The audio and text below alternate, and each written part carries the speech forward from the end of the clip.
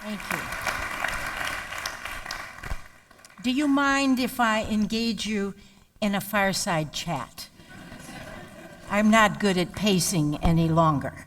And I wanted to just say that what I'd love to do is just to informally engage you in my 47-year journey to define the mission of independent private schools. It's been a wonderful journey. But in 1991, I did have a square one moment. So I'll tell you how I got there and where we've been going ever since. But let's begin with one extremely important premise, and that is this. The mission of all independent private schools is always to support public schools.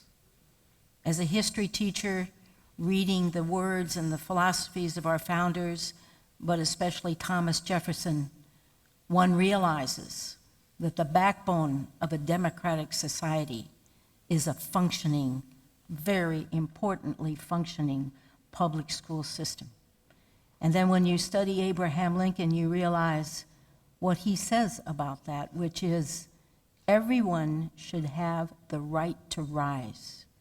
And the best way for everyone to have the right to rise is if everyone has an equal opportunity for education. Having said that, I began as a teacher in independent schools. And I started with, what we always thought. And I got those notions from, let's start with Endicott Peabody at Groton Academy, School for Boys. And what Endicott said to his boys was, to whom much is given, much is expected. And two of those boys were Teddy Roosevelt and Franklin Roosevelt. And they took those words very seriously. And they made it their mission to create a better world, a progressive world, a world where everyone had the right to rise. And then we have our own philosopher, Paul Ransom, who in 1903 wrote a letter to the boys that he had admitted to the Adirondack, Florida school, and he said, the world is made up of three kinds of people, three different attitudes toward life. The first group really only cares about what they can get out of the world, and believe me, they want everything out of the world, and they don't care what impact that has on anyone else. If other people are in misery, it's just too bad. They want everything they can get. The second group, they're kind of really, they don't know what they want. They want fun, they want to have a good time, but that's about all that they know. The third group is in this world not so much for what they can get out of it, but for what they can put into it. And then Paul Ransom said to his boys, look, if you're in the first two groups, don't even bother to come to this school because you won't last long. But if you're in the third group and you want to be involved in the world and you want to solve the world's problems and you want to make the world a better place, then come to this school. And so I happily breezed through 25 years in independent schools at John Burroughs School in St. Louis, Missouri, thinking that my role in life as an educator was to train the leadership class of tomorrow. That was my job, and I thought that was just a great job. I loved it. I thought it was so very important, and it is important. But then in 1991, I was able to leave my zip code and go to New York City because I was a college counselor at John Burroughs, and we got to have a sabbatical, and I got to serve on the admissions committee of Columbia University. Well, Columbia University also has a very good education school called Teachers College. And at that Teachers College is the Klingenstein Foundation, which is a foundation that really centers all of its philosophies and research on independent schooling. And so my headmaster said to me, well, Ellen, you really ought to go up to Teachers College or Klingenstein Foundation and take a course. And I said, oh, please, I'm an academic. I teach Russian history. I don't want to take an education course. I mean, get serious. But he said, no, you really have to go. So, okay, I trundle up to the Klingenstein Foundation, and I take a course that changed my life. And the title of that course was that private schools have a public purpose. And the opening book in that course was Savage Inequalities by Jonathan Kozol. Jonathan Kozol, prior to 1991, had spent 2 years in a journey around the United States visiting urban high schools. And what he concluded was that what had been accomplished by the Supreme Court in Brown versus the Topeka Board of Education, i.e. declaring unconstitutional segregated schools because they were unequal, he said, guess what? The urban schools of America today are segregated, and the education there is not equal. And I was blown away by that book. And I was especially blown away by that book because the first chapter takes place in a city 10 miles from my hometown. My hometown is Alton, Illinois. This city was East St. Louis, Illinois. And because I couldn't memorize all these statistics, let me just read you what he says about East St. Louis. He describes it as a city with some of the sickest children in America. Of the 66 cities in Illinois, it ranked first in fetal death and premature birth and third in infant death. In terms of health and well-being, there was sewage in the streets, foul air, high lead levels in the soil, poverty, lack of education, crime, insufficient health, hospital care, and unemployment. The average expenditure for children's food was $2.40 a day. The schools were overcrowded, the faculty was often not in attendance, the buildings were dirty, dingy, and unsafe, and the neighborhoods were threatening with a great deal of drug-related crimes. How could we get out of this downward spiral? And then I said to myself, you know, Ellen, it's not good enough that private or independent schools simply want to train the leaders of tomorrow. No, we have to have a public purpose now, today, 1991, I said to myself, and we have to use our resources right now to make a difference in public schools. And so that summer I went back to St. Louis, and I was kind of searching around for some kind of public-private school partnership that I thought could be a model at John Burroughs. And lo and behold, I found one. And it had been founded by one of my former students, Alec Lee, at Lick Wilmerding School in San Francisco. So I went out there that summer, and I looked at his program. And it was a summer program of cultural and academic enrichment for middle school at-risk public school kids.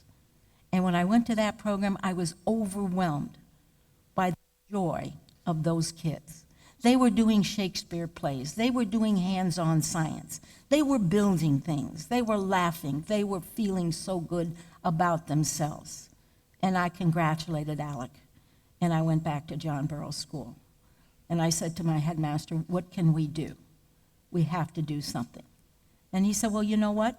Let's work with the public schools. I said, great. So I called the principals of 7 elementary schools in inner city St. Louis. And I said, I'd like to form a partnership with you, where you would send some of your middle school kids out to John Burroughs in the summertime, and we have a great enrichment course, academic enrichment, and we would help the kids then move on to great courses in your wonderful schools, I said, smilingly. And he said to me, well, I don't know about that, Mrs. Moceri. He was quite wary. And I was surprised. I thought, wow, you know, in our normal noblesse oblige number, I thought, well, we're sharing these resources. He said, how do I know that you're just not here to cream the best minority students or students of color from public schools to change the ratio at John Burroughs School? And I could see that suspicion. And so I knew I had to work doubly hard to get him not to think that anymore. I said, no, we're not trying to bring them to John Burroughs. If some of them want to come, that's fine, but that's not our purpose. But what sealed the deal is I said to him, and we want half of the teachers in our summer program to come from your schools, and we will pay them to teach for the summer in this summer program. So this deal was sealed. I went to my headmaster. I said, oh, great, let's do this. And he said, that's fine, Ellen. I'll give you $10,000, but you'll need to raise the rest. Okay, so I went to the corporations of St. Louis, told them how much money I thought we needed, and I was delighted to see that they too thought that was a wonderful thing. So corporate investment has always been a very important part of this partnership. So we began. It was a great program. I have 3 important takeaways before I moved on to my next assignment. First, if you have to deal with public school busing at any time, you are in deep trouble. You can never depend upon them. You have to learn some practical things as you do this.